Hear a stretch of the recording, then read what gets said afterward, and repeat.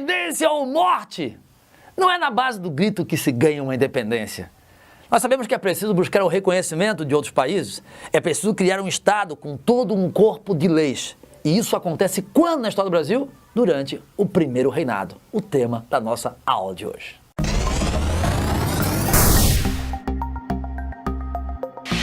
O primeiro reinado corresponde ao período do governo de Dom Pedro I, 1822 a 1831. Um dos primeiros desafios que Dom Pedro tem é buscar o reconhecimento interno e externo da independência. Internamente, algumas províncias contestavam a autoridade de Dom Pedro. O Grão-Pará, o Maranhão, o Piauí, a Bahia e lá no extremo sul, a província da Cisplatina. O Dom Pedro vai reprimir essas forças políticas que contestavam a autoridade dele e vai substituir essas autoridades por autoridades da sua confiança e vai contar para isso com o apoio militar da Inglaterra. Agora, o reconhecimento externo, ele vai ter um início ali a partir de 1824, quando primeiramente um país de relevância internacional reconhece o Brasil como um país independente. São os Estados Unidos, que, inspirados na doutrina Monroe, com o lema América para os americanos, defendem a independência do Brasil e reconhecem o Brasil como um país independente. Claro, eles queriam preservar o livre comércio que tinham com o Brasil desde 1808, com a abertura dos portos. Depois é a vez de Portugal.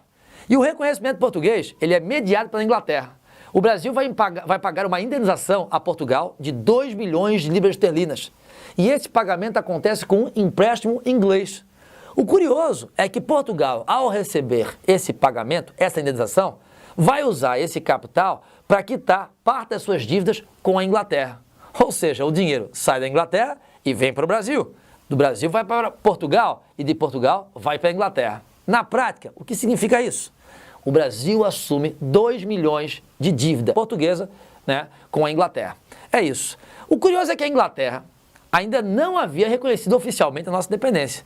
Esse reconhecimento só veio em 1827 e os ingleses, que já tinham o Brasil como um devedor, vão colocar algumas condições. E a principal condição qual é? A renovação do Tratado de Comércio e Navegação de 1810, a partir de 1827, por mais 15 anos.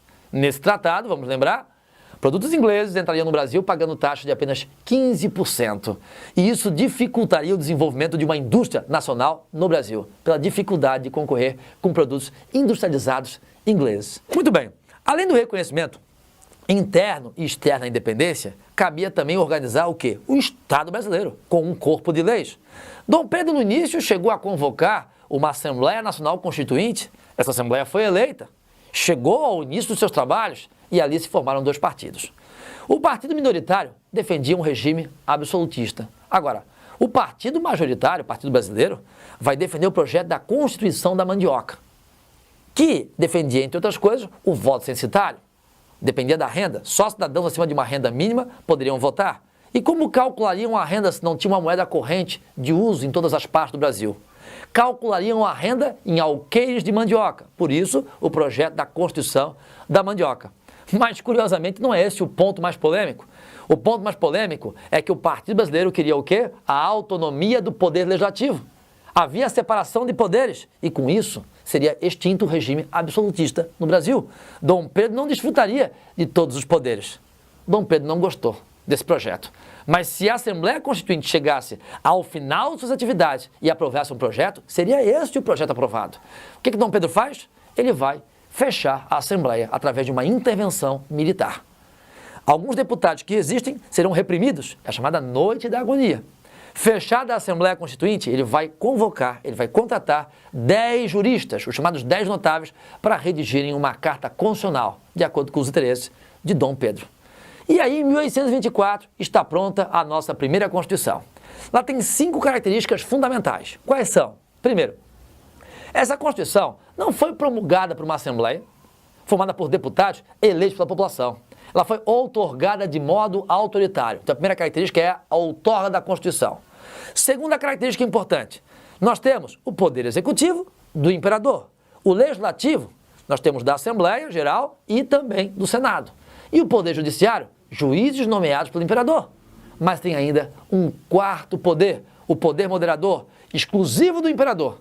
Através desse poder, Dom Pedro pode anular decisões legislativas, decisões judiciárias. Na prática, o que é? É um absolutismo disfarçado. A terceira característica que eu cito é o Estado unitário. Naquela época o Brasil não tinha a autonomia para as províncias. Os presidentes de província, por exemplo, eles eram nomeados por Dom Pedro. E para um mandato geralmente curto, de 1 ano e 3 meses. E havia o cuidado de nomear como presidente de província, por exemplo, do Rio Grande do Sul, um pernambucano, um cearense, um paulista, mas nunca um gaúcho, para não criar vínculos com a elite local. Isso significaria um risco de separatismo, de fragmentação política.